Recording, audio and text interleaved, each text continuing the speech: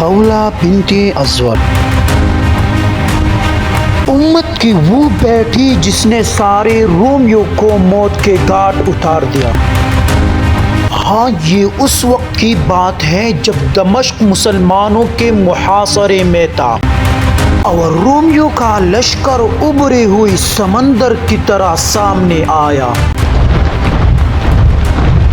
اور حضرت زرار اپنے نیزے کے ساتھ چٹان کی طرح سمندر میں جا گھسا اور رومیوں کو مارتے ہوئے خود قید ہو گیا۔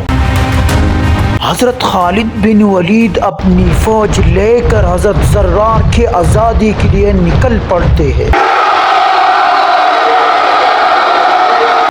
مسلمانوں کے درمیان میں سے ایک نقاب پوش نکل کر رومیوں کے درمیان میں جا گھستا ہے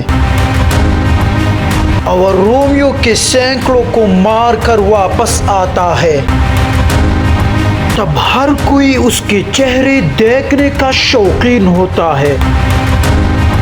جب خالد بن ولید جیسے سپہ سالار آ کے پوچھتا ہے، اے نوجوان، تم آخر کون ہو؟ تو جواب ملتا ہے، زرار کی بہن خولہ۔